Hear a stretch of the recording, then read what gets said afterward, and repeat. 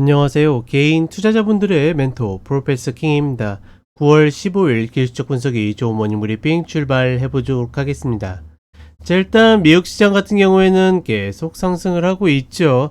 참 어떻게 보면 특이할 수도 있고, 그러니까 이전에 이제 엔비디아가 이제 각도 높게 올라오면서 드렸었던 이야기가 어떤 뭐 신기술에 대한 패러다임, 지금은 이제 AI 반도체가 시장 전체를 이끌고 있기 때문에 뭐 그런 부분들이 있을 수 있겠지만, 사실 비싸다라는 거는 부인하지 못하죠. 비싼 건 비싼 거고, 다만 대체재들이 별로 없기 때문에 여전히 시장이 전체적으로 상승하는 모습을 보여주고 있고, 하나 재밌는 거는, 그러니까 신고가를 만들어낸다라는 거는 시장에 굉장히 어떤 긍정적인 좋은 일이 있어야 만들어지는 건데, 지금은 사실은 그런 긍정보다는 나쁘지 않아서, 왜냐면 예를 들어서 경기 지표가 나쁘게 나오면 경기 지표가 나쁘게 나오니까 금리 인하를 하겠네, 좋아.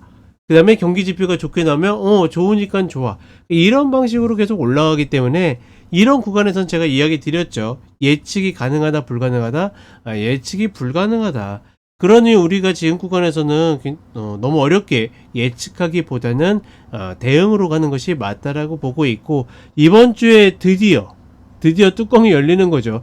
거의 근 한 달간 시장이 오르기만 하면 금리 인하에 대한 핑계를 댔는데, 그 금리 인하가 이번 주 수요일 날 발표된다라는 거 인지하시면 좋을 것 같고, 그 다음에 금요일날 9월 동시만기가 있는데, 사실 만기 자체가 중요하다 아니다라는 개념보다는 최근에 시장 움직임 자체가 제가 좀 특이하다라고 이야기 드렸죠. 미결제 약정이나 이런 흐름들을 보게 되면 이 정도까지 상승할 어떤 이유들이 별로 없는데, 어찌되었거나 그 9월 만기를 맞이해가지고 어떤 흐름들이 좀 만들어진 건가, 이런 부분들에 대해서 우리가 좀 인지를 할 필요가 있다, 뭐 이렇게 보시면 될 것 같고, 만약에 이제 뭐 뉴스에 팔아라든가 그동안에 계속 어떤 기대감으로 올라왔기 때문에 그게 현실이 된다라 그러면 조정의 여지는 있다라는 거. 다만 제가 계속 이야기 드려요. 미국장은 꺾인다 하더라도 그 꺾여서 매도를 친다라는 개념보다는, 그러니까 인버스나 곧버스를 들어간다라는 개념보다는 어떤 게 낫다? 눌림의 매수가 낫다라는 거 다시 한번 이야기를 해 드립니다. 자, 이렇게 했고, 그 다음에 한국 시장 같은 경우에는 역시나 아니나 다를까 불꽃놀이, 그쵸? 신고가 위로 올라오면서 이제 새로운 구간을 써가는 데는 역시나 반도체가 빠질 수 없다. 하나 재밌는 거는 공교롭게도 이제 SK 하이닉스의 어떤 호재가 나오면서 이런 모습을 보이고 있는데, 제가 봤을 때는 꼭 그런 호재 아니었어도 아마 이런 방식으로 움직여지지 않았을까 싶고, 그 다음에 제가 이야기 드렸죠. 이 위에서는 인버스나 매도를 칠 수 있는데, 중요한 건 뭐다? 중요한 건 뭐겠습니까? 고점을 알 수 없기 때문에 계속 쳐갈 수 있는 사람이라면 모를까, 그렇지 않다라 그러면 우리가 확인하고 매도 쳐도 늦지 않다라는 거, 그렇죠? 그러니 개인들은 내 전략이 아니면 열심히 막 시장을, 그러니까 지수를 의식할 필요가 없다라는 거 다시 한번 이야기 드리고, 오늘 같은 경우에도 저희 시즌2 이제 포트폴리오로 미국의 이제 종목 중에 매도를 칠 만한 거, 왜냐면 뭐 ETF나 이런 것들이 굉장히 좀 많이 발달되어 있기 때문에 최근에는 뭐 레버리지, 뭐 곧버스로 매도치고 종목들도 하는데, 미국 같은 경우에는 크게 문제가 없죠. 이제 그런 이야기를 드렸는데, 제가 왜 이 이야기를 드리냐면, 그 종목을 매도 관점으로 이야기 드린 거는 고점에 올라왔기 때문이 아니라 슈팅 구간을 지나기 때문입니다. 지금 한국 시장은 목표했었던 고점에 올라온 거지 슈팅 구간이 아니에요. 슈팅 구간이 아니기 때문에 내가 만약에 모아간다라고 그러면 슈팅 구간에 왔을 때 모아가는 게 좋다라는 거를 다시 한번 이야기를 좀 드리고 싶다. 왜냐면 워낙 이 현금을 갖고 계신 분들이 지금 종목은 감이 못 들어가겠고, 그러다 보니까 어떻게 합니까? 자꾸 반대 방향을 노리려고 하거든요. 그런 부분들에 대해서 다시 한번 이야기를 해드리고 싶습니다. 자, 그럼 간단하게 차트를 보고, 저희 해성가족 오랜만에 9월 신규 오픈했고, 주식도 정말 오랜만에 시즌2 오픈을 했으니까 언제든지 관심 있으시면 저희 카페로 오시면 되겠습니다. 자, 먼저 나스닥 선물 30분 흐름 보게 되면 최근 시장에는 악재랑 호재랑 둘 중에 어떤 게 더 많아요? 라고 그러면 악재가 더 많습니다.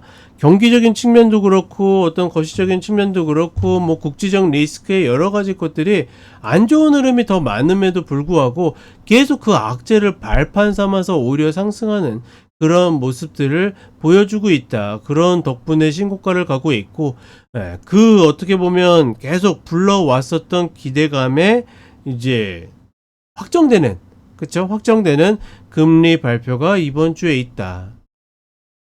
그렇다 보니까 꾸역꾸역 또다시 올라가고 있고, 이 신고가 박스에서 상단을 좀 돌파를 하는 그런 모습들을 보여주고 있는데, 이 구간에서 다시 꺾여져 내려오는데, 이걸 가지고 뭐 예측한다 뭐 한다라는 개념보다는 다만 이번 주에 금리 발표 이후에 이런 움직임들이 좀 나올 가능성이 있다, 뭐 이렇게 인지를 하시면 좋을 것 같고,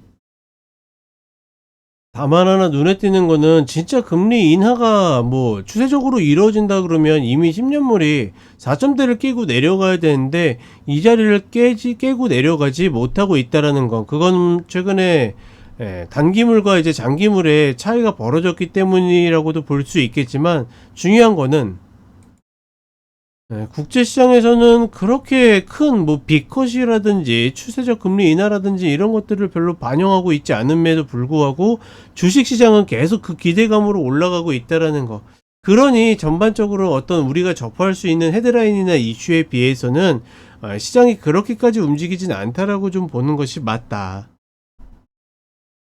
그리고 한국 시장으로 오게 되면 정말 특이한 케이스입니다. 지수에서 1, 2, 3차 갭이 발생하고 4차 갭이 발생했는데도 메워지지 않는 상태에서 5차 갭이 발생했다라는 거.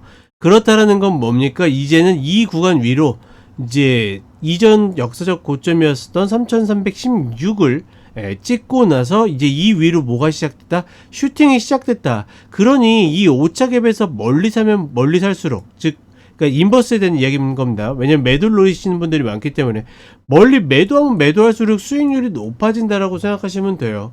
그러니 내가 어떤 자금력이 빵빵하다 그러면 계속 그냥 뒤에 가면 갈수록 계속 매도 치면 되는데, 그렇지 않은 분들은 어떻게 합니까?